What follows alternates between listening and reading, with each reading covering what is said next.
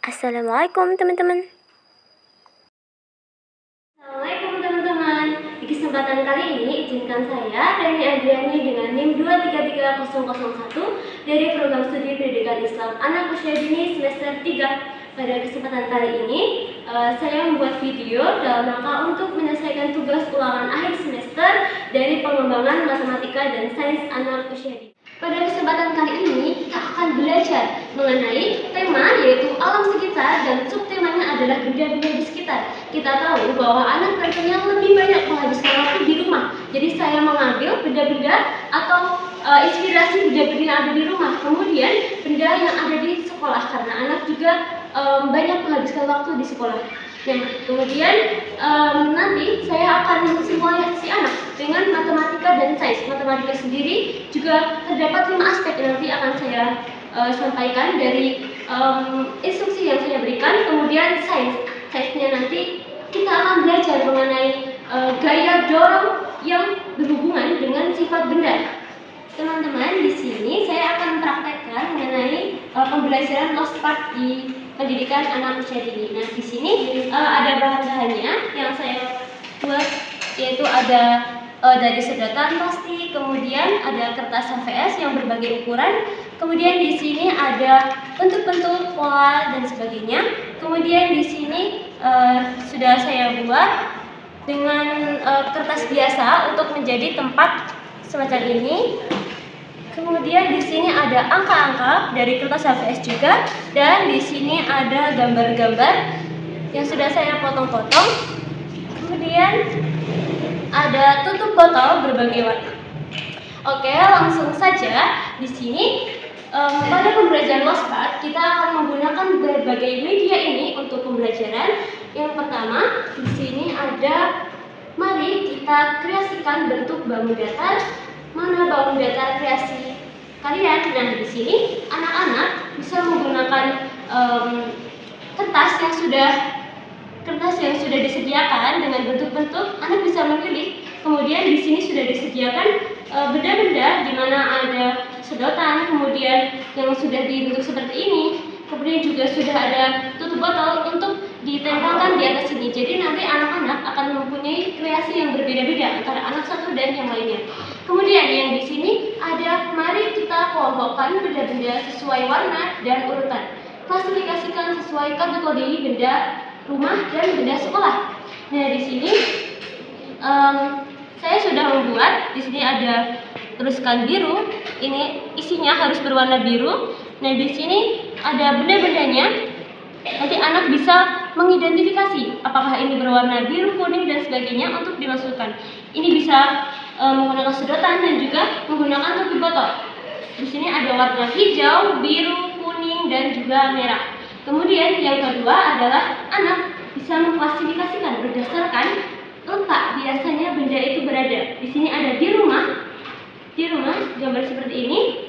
Kemudian di sekolah dengan gambar papan tulis seperti ini. Nanti anak akan memisahkan, mengkategorikan apakah itu benda yang selalu ada di rumah atau di sekolah. Kemudian di sini kita akan melihat, ayo kita mengurutkan berdasarkan panjang sedotan. Nah, di sini kita bisa lihat ada sedotan yang sangat panjang, kemudian ada yang sedikit panjang, kemudian ada yang paling kecil. Nah, di sini anak akan mengurutkan dari 1 sampai 4, dari paling panjang hingga yang paling kecil. Di sini anak akan belajar untuk mengurutkan angka sesuai yang benar karena saya menaruhnya itu mengacak. Oke, selanjutnya untuk yang terakhir, ini anak akan belajar. Ayo kita praktekkan sifat benda dan gaya dorong. Nah, di sini nanti anak akan belajar untuk menggunakan berbagai ukuran ini untuk meniup dari berbagai ukuran kertas. Untuk sebagai contoh seperti ini. Untuk yang ini dari yang terbesar yang terkecil, tetapi saya membutuhkan rekan di sini untuk mempraktekkan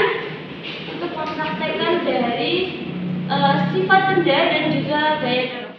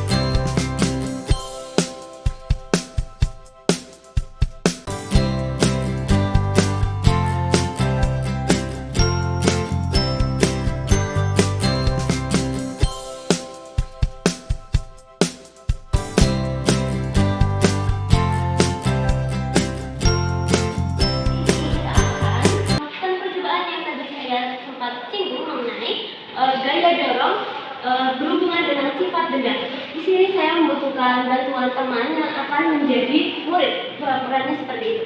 Di sini saya punya teman bernama Syifa Nurina Adin, bisa masuk ke slide. Jadi gimana untuk bantuannya?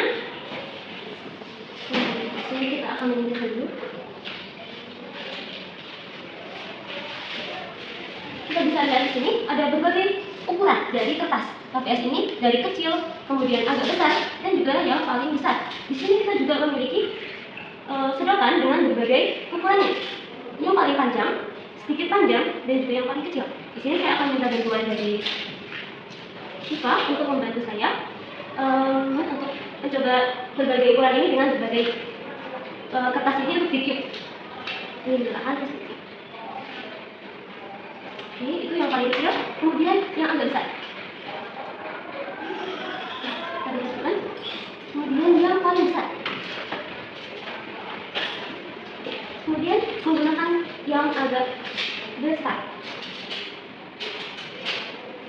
Yang agak besar. Paling kecil.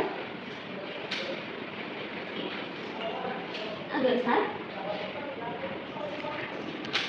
Dan yang paling besar. Ya tentu tidak bisa yang tidak besar.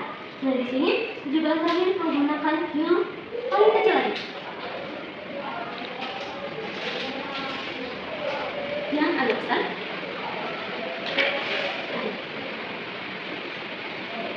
Sepertinya tadi ada kesalahan di mana ini ya. Kita akan coba lagi untuk yang paling kecil. Bisa membacanya. Kita ulangi dari yang paling kecil. Ini yang agak besar. Yang paling besar. Kita dulu. Tadi ketika meniup itu apakah kekuatannya kadang besar, kadang kecil? Beda tuh, ya beda. Nah terus menggunakan ukuran yang berbeda, apakah berpengaruh pada kertas ini juga?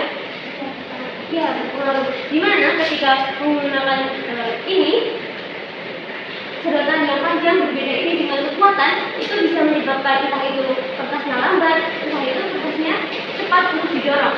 Tapi itu juga terdapat faktor lain di mana kertasnya ini berbagai ukuran. Ketika kertasnya kecil, lajunya akan lebih lebih cepat.